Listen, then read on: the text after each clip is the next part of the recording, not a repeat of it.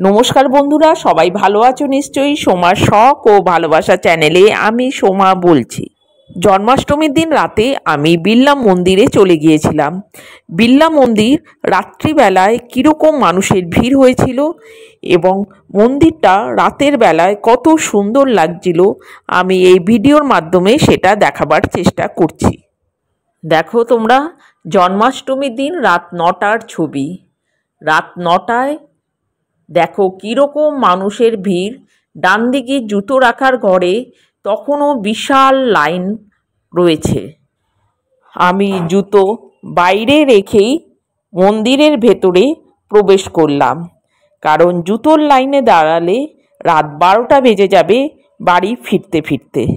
দেখো ওপরটা কি সুন্দর, আলো ঝলমলে পরিবেশ, কত মানুষ এসেছে, কি সুন্দর লাগছে ওপরের এই আলো ঝলমলে বিড়লা মন্দির।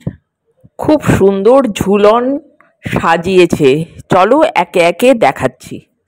দেখো এখানে ঝুলনের মাধ্যমে দেখানো হয়েছে কর্ণবধ, মাখন চোর, রাসলীলা, কংসবধ।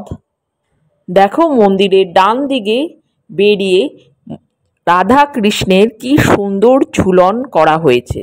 উপরে মন্দির চত্বরে বাম দিকে রয়েছে হনুমানজির মন্দির, ডান দিকে রয়েছে গণেশজির মন্দির। এবার বিষ্ণুর 10 অবতার: মৎস্য অবতার, কুর্ম অবতার, বরাহ অবতার, নৃসিংহ অবতার, বামন অবতার, পরশুরাম অবতার, রাম অবতার, কৃষ্ণ অবতার, বুদ্ধ অবতার এবং কল্কি অবতার। মূল মন্দিরে মাঝখানের মন্দিরে রয়েছে রাধা কৃষ্ণের খুব সুন্দর মূর্তি, বাম দিকে দুর্গা মাতার মূর্তি, ডান দিকে মহাদেবের মূর্তি। মূল মন্দিরে যেহেতু ফটো বা ভিডিও করা যায় না, তাই ফটো বা ভিডিও করতে পারিনি। অন্যান্য দিনে বাইরের মন্দিরেও ফটো বা ভিডিও তোলা যায় না, সেদিন জন্মাষ্টমী ছিল বলে তুলতে পেরেছি। এবার বলি, এই বিড়লা মন্দির কলকাতার বালিগঞ্জে আশুতোষ চৌধুরী লেনে অবস্থিত।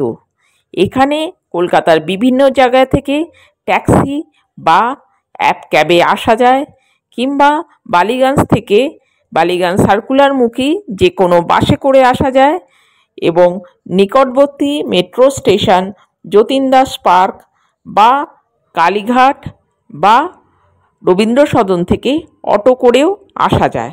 এই বিড়লা মন্দিরটি বিড়লা পরিবার দ্বারা তৈরি হয়েছিল। এই বিড়লা মন্দির সকাল 5:30টায় খোলে, দুপুর 11টায় বন্ধ হয়ে যায়, আবার বিকেল 4:30টা থেকে রাত 9টা পর্যন্ত খোলা থাকে। এই মন্দিরটি তৈরি হতে 26 বছর সময় লেগেছিল। 1970 সালে এই মন্দিরের কাজ শুরু হয়েছিল।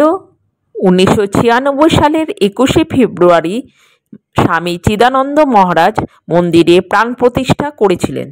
এই মন্দিরটি ডক্টর করণ সিং ওই দিন উদ্বোধন করেন। 44 কাঠা জমির ওপর সাদা মার্বেল পাথরে তৈরি এই মন্দিরটি ভুবনেশ্বরের লিঙ্গরাজ মন্দিরের সঙ্গে সাদৃশ্য রয়েছে। বন্ধুরা, তোমরা যারা কলকাতায় থাকো কিংবা কলকাতার বাইরে যারা থাকো, কলকাতায় বেড়াতে এলে এই বিড়লা মন্দিরটি অবশ্যই দেখবে। খুব সুন্দর এই বিড়লা মন্দির, এটি কলকাতার একটি দর্শনীয় স্থান।